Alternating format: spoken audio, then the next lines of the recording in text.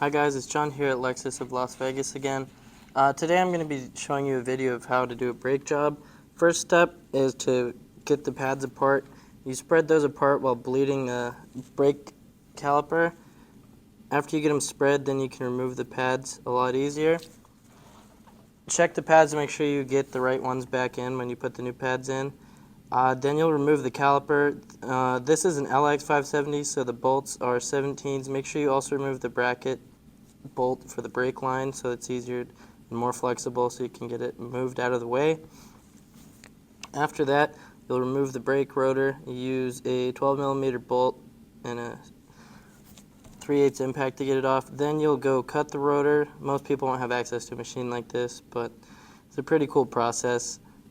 This is my favorite part of the process of doing a brake job. It's satisfying to watch it go from all glazed from the old pads to having a fresh surface for the new pads. It takes a while, so I sped it up quite a bit, but it's a pretty cool thing to see.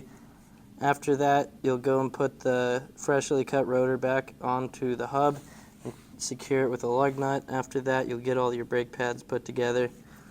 You have one on the inside that has a metal piece as a wear indicator, so you make sure that's on the inside and on the bottom on this vehicle and most vehicles.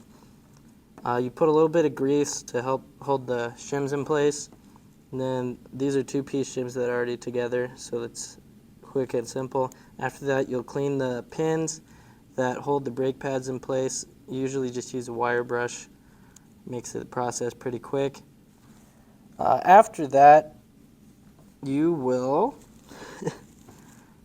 clean out the caliper. There's a lot of brake dust from the old brake pads, so you use a wire brush to clean that out as well. After you get that all cleaned up, you can reinstall the brake caliper. It'll be two 17mm bolts. I was holding it in place with a ratchet strap to hold it out of the way, and because it's heavy, it'd be better to use that than a hook. Also make sure that you reinstall the bolt for the brake line bracket. It's a 12mm. After that, make sure you torque the caliper bolts. These ones are 73 foot-pounds. After that's all done, slide the brake pads in. I'm just being stubborn. And then after those are in, you'll put all the hardware back in. There's a pin in the top. There is that wire piece you see there. It goes on the bottom bracket, or the bottom of the two brake pads, and then there's another one that goes on the sides. There you go.